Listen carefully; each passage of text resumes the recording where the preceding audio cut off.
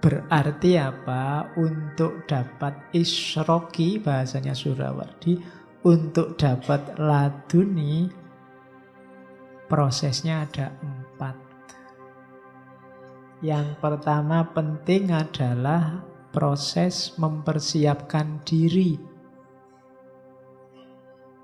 Ini bagi kita yang biasa-biasa, ini yang berat. Mempersiapkan diri untuk pencahayaan dari Allah, untuk isyrok dari Allah.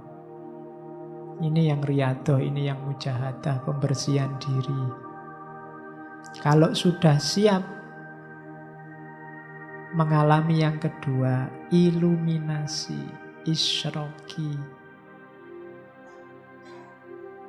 Kalau sudah dicahayai, jangan salah, sampai di titik ini, sampai di nomor 2, itu karakternya ilahi. Tapi begitu masuk ketiga, ini karakternya manusiawi lagi. Memahami, membangun pandangan sistematik, dipahami.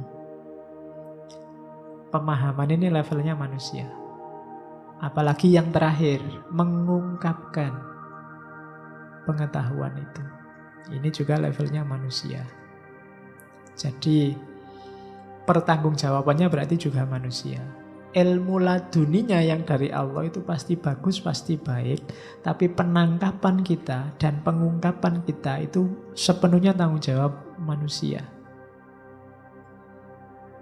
Jadi akal berperan di mana, manusia berperan di mana dalam ilmu laduni setelah pengetahuan itu diperoleh.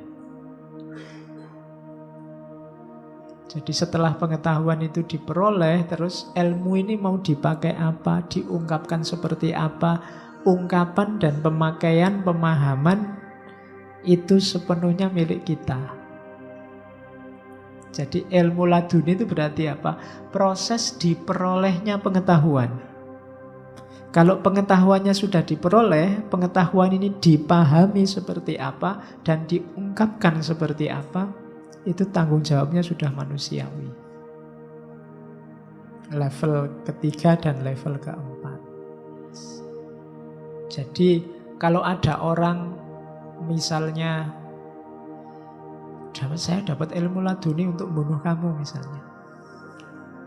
Nah, ya kamu boleh bantah, karena selain kamu tidak ada di level laduni, ekspresi dari pengetahuan itu derajatnya manusiawi. Kayak waktu siapa? Syekh Abdul Qadir dapat, wahai Abdul Qadir, kamu sudah jadi wali, sekarang tidak perlu sholat lagi, tidak perlu anu lagi. Anda, kamu setan. Nah, itu kan penangkapannya manusia, dipahami sesuai pengetahuannya selama ini, diekspresikan sesuai situasi saat itu. Maka kamu tidak bisa kok, Pak saya dapat ilmu laduni, besok ke kampus disuruh tidak pakai baju Pak. Tidak bisa.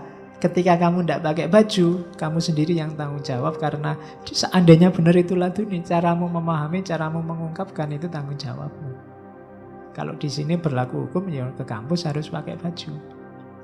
Nah, itu logikanya di situ. Jadi menghadapi orang yang dapat ilmu laduni, karena kita tidak dapat itu, ya kita ngukurnya secara normal dengan pertanggungjawaban manusiawi. Maka kalau ada orang ngomong, saya dapat ilmu laduni, kamu harus kafir ini sekarang. Kalau kamu tidak kafir, tidak bisa. Ngertiku ya meskipun itu laduni. Ya. Jadi itulah kalau menurut Surawardi tahapan-tahapannya. Jadi ya tidak harus ilmu itu mulia karena sumbernya dari Allah. Tapi ketika diekspresikan, diungkapkan, kalau tidak, kita bukan yang alami, ya tetap tidak masalah. Kita hadapi sesuai dengan wawasan pengetahuan kita selama ini. Karena kita tidak ikut mengalami itu. Yang sifatnya subjektif, dia yang mengalami saja. Nah, itu proses selanjutnya. Ini kalimatnya Surawardi bagus, saya ambil ya. Way of reason and way of intuition adalah saling melengkapi. Ya laduni itu menarik, cuma ya tetap kita butuh way of reason. Dua-duanya saling melengkapi. Nalar tanpa intuisi atau iluminasi adalah kekanak-kanakan. Kalau bahasanya Hussein Nasr kemarin, reduktif dan setengah buta. Setengah buta itu kayak mata yang hanya bisa satu yang melihat, serta tidak akan mendapatkan keseluruhan kebenaran dan intelek yang transenden. Sebaliknya, intuisi saja tanpa dukungan logika dan kemampuan rasional akan tersesat dan selanjutnya tidak akan mampu mengekspresikan dirinya secara cermat dan metodologis. Ya karena kita hidup di dunia mengikuti hukum sunnatullah, pakai akal. Tapi akal ada kelemahannya, tidak segalanya dibantu oleh petunjuk dari Allah. Bisa wahyu, bisa ilham. Dua-duanya saling melengkapi kayak dua pasang mata. Salah satunya ya ndak seru. Kalau yang sini ditutup, kamu ndak lihat yang sana. Sini ditutup, ndak lihat yang sana. Dua-duanya kita butuhkan. Jadi akal tanpa intuisi itu kekanak-kanakan.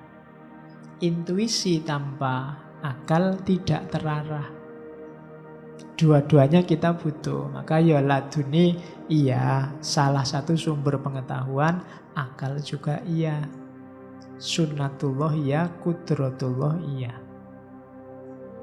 Kita harus percaya sunnatullah karena berpedoman sunnatullah kita hidup.